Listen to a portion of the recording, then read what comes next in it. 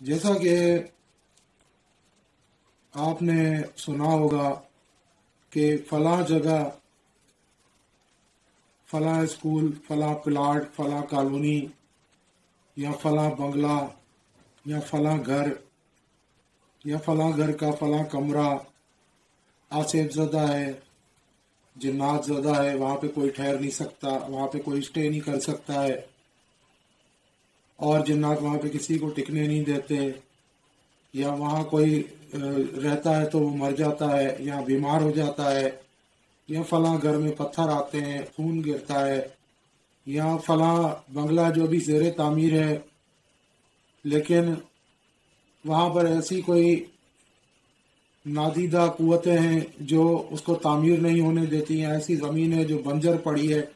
اس کو آباد نہیں ہونے دیتی۔ اس قسم کے سینکڑوں واقعات، سینکڑوں باتیں آپ نے سنی ہوگی، دیکھی بھی ہوں گی۔ تو دوستو،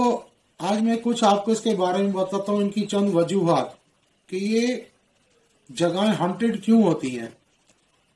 ان کے ہانٹیڈ ہونے کی وجہ کیا ہوتی ہے۔ دوستو، میرے تجربے کے مطابق اکثر ایسی جگہیں جو ہانٹیڈ ہوتی ہیں اس کی بڑی وجہ جو میرے سامنے آئی ہے وہ یہ ہوتی ہے کہ اس جگہ میں رہنے والے لوگ، ان میں سے کوئی، یعنی ان لوگوں کے اندر سے کوئی ایسا بندہ تھا جو اس جگہ میں رہتا تھا اور سفلی یا جادو وغیرہ کا کام کرتا تھا یا کوئی عمل کرتا تھا، اس کی رجت اس جگہ پر پڑی اور وہ جگہ آصف زدہ ہو گئی۔ یہ ایک بڑی وجہ ہے۔ آپ نے اکثر دیکھا ہوگا کہ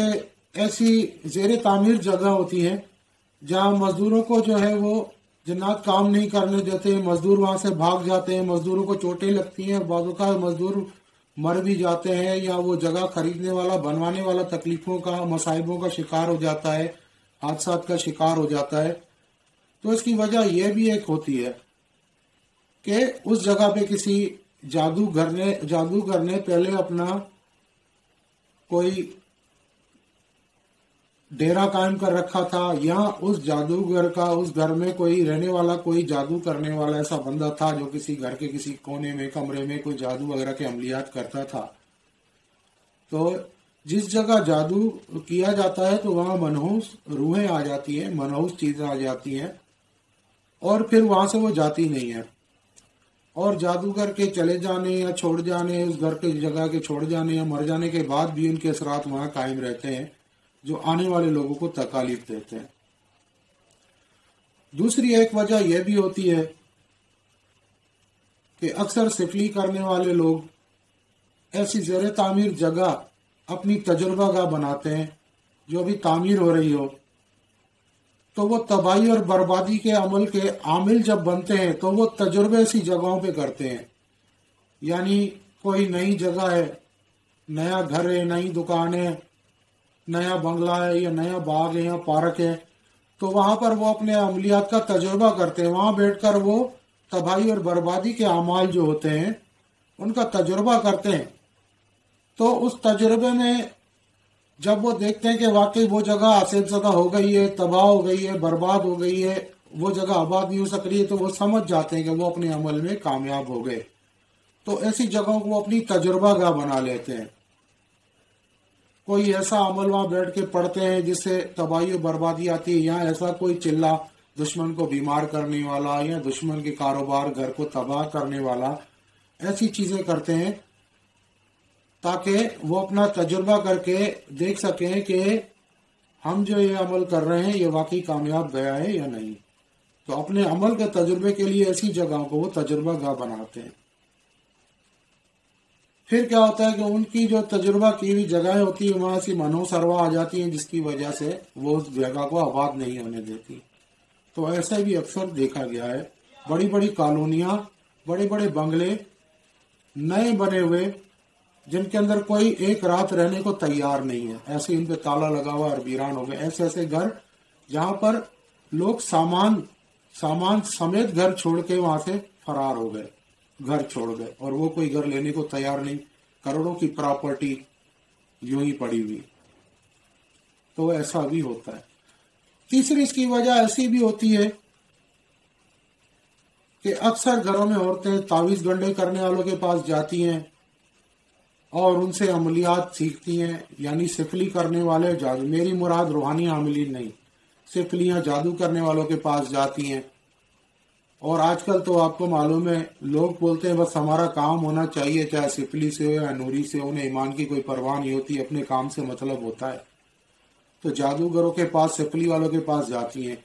अक्सर सिफली वाले कुछ चीज़ें पढ़ के देते हैं घर में लगाने के लिए, या घर पे छिड़कने के लिए, या पहनने के लिए। अब जिस घर के अंदर एक दफ़ा किसी सिफली आमिल की या जादू करने वाले की चीज़ आ गई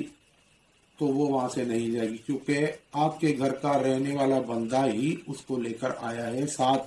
चाहे वो चीनी की सूरत में लेकर आया हो, नमक की सूरत में लेकर आया हो, किसी हड्डी, किसी तावीज, किसी धागे की सूरत में लाया हो। अब वो चीजें वहां से नहीं जाती। और फिर क्या होता है कि शैतान तो शैतान है, फिर उस जगह के अंदर मनूसियत होती है और उस घर का बेड़ा गर्क होना शुरू हो जाता है। एक छोटे से फायदे के लिए बड़े बड़े नुकसानात लोग मोल लेते हैं जादूगरों के पास। तभी आप करीम सल्लल्लाहु अलैहि वसल्लम ने फरमाया कि जादूगर के पास मत जाओ। मत जाने का मकसद ये है कि जादूगरों के पास हमेशा ऐसी चीजें, ऐसे मोकलात शयातीन मौजूद रहते हैं जो लोगों को फंसा फंसा कर उनके पास लाते हैं, और जब लोग उनके पास आ जाते हैं तो वो चीजें भी उनके साथ ही आ जाती हैं उनके साथ, ताकि जादूगर की रोजी रोटी का जो है वो सिस्टम बना सके, उन लोगों का जहन जादूगर की तरफ माइल कर। यूं समझ लें एक तस्खीर का अमल उनके पास होता है, तस्खीर के शयातीनी अमल होते हैं ताकि लोग मुसक्किर हों और वो लोगों को जो लूट सकें, लोगों से पैसे लूट सकें, लोगों को परेशान कर सकें, लोगों को ब्लैकमेल कर सकें। तो ऐसी चीजें उनके साथ आ जाती हैं। आप चाहे उससे काम लो नहीं लो, लेकिन उसकी ये चीजें आपके उसके पास बैठने की वजह से कुछ ना कुछ आप पे असरअंदाजी करती हैं, और उसके बाद फिर ये होता है कि आप अपने घर आए और आपके घर का जो है बेड़ा गर्क होना शुरू। अल्लाह मुसलमान को ऐसे जाहिलों से, ऐसे शयातीन से, ऐसे गंदे लोगों से महफूज रखे। तो दोस्तों, ये मैंने मुख्तसर वीडियो में आपको कुछ वजूहात बताई, आगे भी ऐसी बातें आपके इल्म में लाता रहूँगा।